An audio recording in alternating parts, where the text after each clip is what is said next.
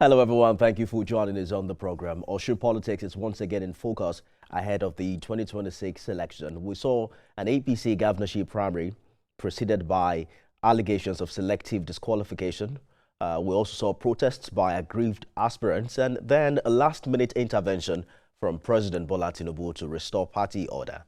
Now, with Bola Oyebamiji emerging as the APC flag bearer, the big question is whether party unity is real or merely cosmetic. Add to that a major political realignment in the state. Governor Ademola Adeleke left the PDP for Accord Party, and the 2026 Osun governorship election is shaping up to be one of the most unpredictable contests in recent memory. We're going to talk about that. We're going to look into what to expect in the coming days. I'm scheduled to join Remi Omowaye, who's Executive Director, Project Implementation at the Federal Housing Authority. He's a former Commissioner for Works in Osun State and a key APC stakeholder. Today, we examine APC's internal democracy, its readiness for 2026, and whether the party has truly learned from the mistakes that cost it power in the last election. We're back with all of that details after this break. Stay with us, everyone. Thanks for staying with us, everyone. Remi Omowaye is the Executive Director, Project Implementation at the Federal Housing Authority and former Commissioner of Works in Osun State, as well as the key APC stakeholder. He joins me now for a conversation ahead of the Osun election in 2026. Mr. Omowaye, let's begin with the APC primary. Recall that it was preceded by the disqualification of quite a number of aspirants. And that move many described as targeted and designed to favor the APC candidate, Bola Oyebamiji. How do you describe what happened prior to this primary election? Would you call it a genuine application of party rules, so to speak? Okay, good evening, everybody at home. Good evening, Ifemi. Our party is a progressive party that has structure. There are ways we do our things. There are different types of primaries according to the party's constitution. It could be direct, it could be indirect, and it could be consensus. So what the party leadership had done in the APC is clearly following the constitution of the party. And just as Yoruba would say, Egbe Waleto, it's a party that the leadership has say.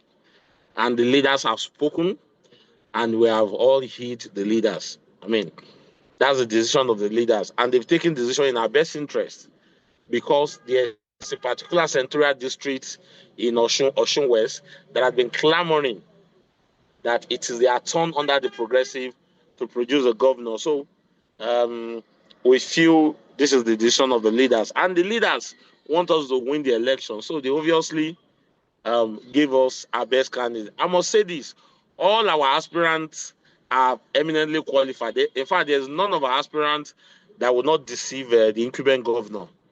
But I think in the wisdom of our leaders, if you our best at the moment is Asiwaju Mnoruddin Bola Oyebamiji.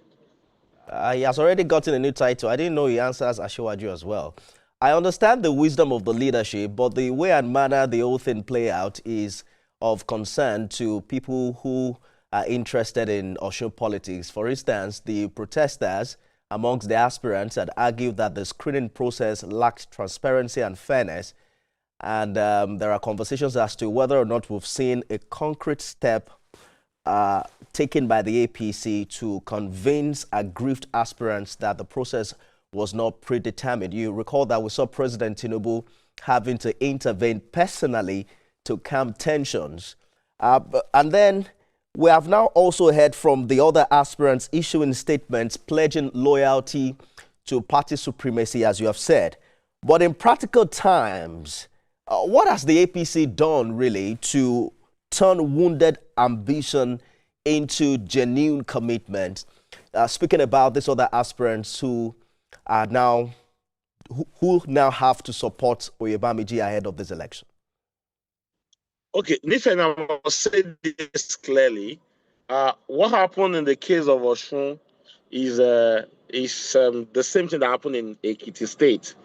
In the wisdom of the leadership of the party, they decided to go the consensus way. And within 24 hours, all those things was resolved. The president met with all the aspirants, and they all agreed genuinely. You see, there's something about all the aspirants. We have a single objective, and the objective is to chase out Ademola Adeleke, Governor Ademola Adeleke, as the governor of Osun. We have all realized that Governor Adeleke has taken Osun State 20 years backward, and it is the decision of everybody to ensure that we change the trajectory and a progressive become governor. And they have all agreed that anybody that the party picks as the flag bearer, we're all going to support. And I can tell you that they all meant it. And they are all working towards this already. Some of the aspirants had called their supporters and given them instruction. And the candidate of the party is also talking to all these aspirants and see the way we are going to work together. A leading aspirant, though he did not go into the race, eventually, the national secretary of the party had met severally with the candidate. The candidate had met with his entire structure. The candidate is also meeting with the entire structure of other aspirants because it's a collective responsibility to chase out Governor Ademola Adeleke. And we all understand that fact. And we know we cannot do it alone. So I supported Ambo, Ashwaju Bola Oyebamiji. But I have also started talking to my other colleagues who supported other aspirants. And we all realize that we need to work together. And our objective is to ensure that the progressive comes to power come November 26. So I can assure viewers at home, I can assure you that a lot is being done to ensure that we all work together. We are one big family. And a lot of them had agreed. In fact, I can tell virtually all the aspirants had agreed that whosoever the party leadership picks is the person they are all going to support. And you can see it on the day of the primaries. The person that moved the motion that Oyebamiji should be party candidate is one of the aspirants, Kunle Adegoke SAN. The person that seconded the motion is also one of the aspirants, Senator Babajide Omoworare. And none of the aspirants were present at the event on the primary stage. So that shows clearly that we meant business. We have one common enemy, and the common enemy is the fractional candidate of Accord, who is Governor Ademola Adeleke. No, we're going to get there, and I understand your optimism, but politics teaches us that forced unity rarely wins elections.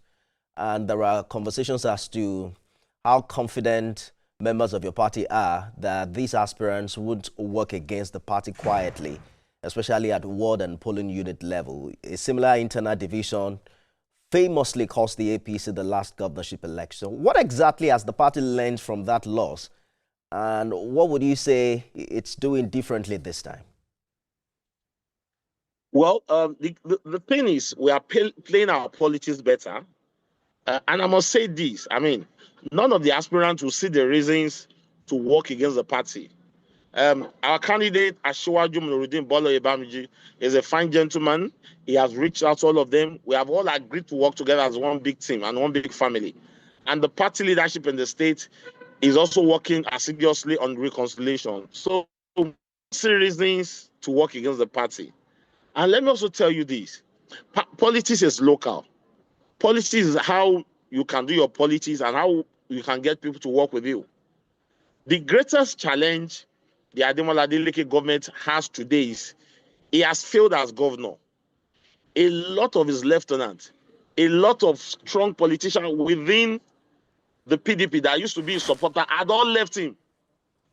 As I speak to you, we left government over 3 years ago. There is no single notable politician that left APC to go and join Governor Adeleke. But instead, a lot of notable politicians that held forth in their own domain against us in 2022 are joined APC. Senator Fadanse, two-term senator, has joined APC. Honorable Wole Oke, a 5-time House of Rep member, has joined APC. Soyomi, the the House of Rep member representing my constituency, has joined APC.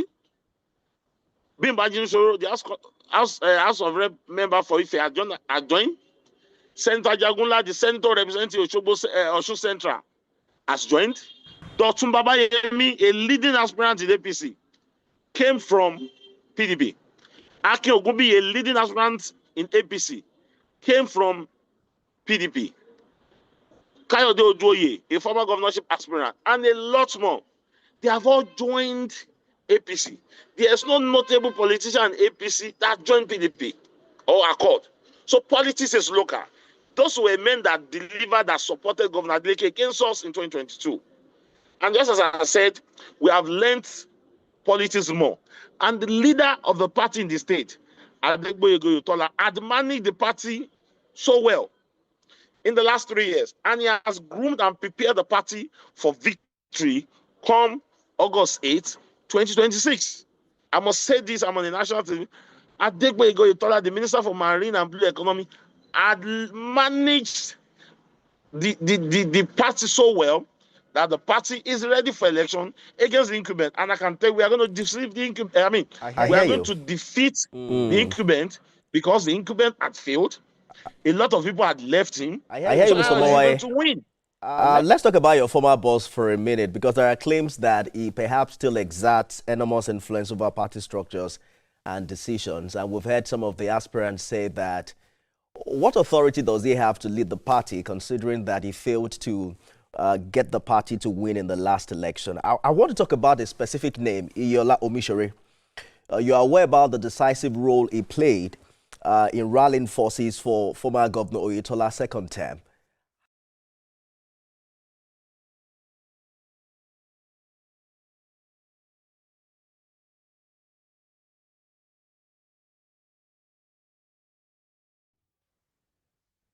Well, Senator Omishore is our leader. And within him, he has also made up his mind that Governor Adeleke must be chased out of office. So I can tell you, Governor Oyetola's is going to support us. And he said it on national television that he has vowed to party supremacy.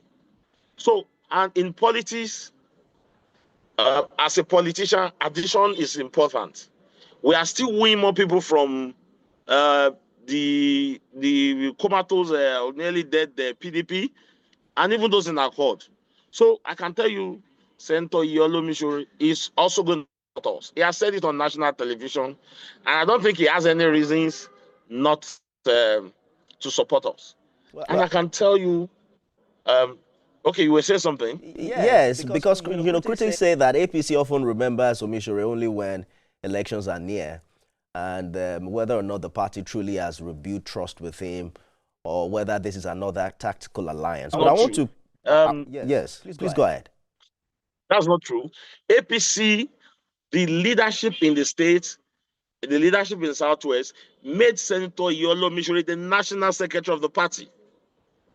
So when they made him national secretary of the party, it wasn't as if there was an election coming immediately, but he was made the national secretary of the party. So for you to be saying some people feels it is when there is election that we remember Senator Iyola Omishore, that's not true.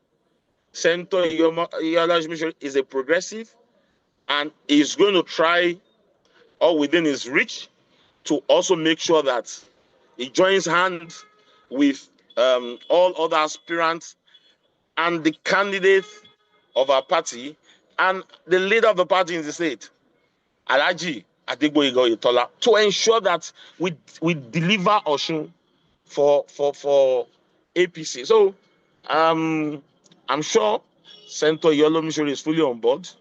He's going to work with us, and he's going to work for his party.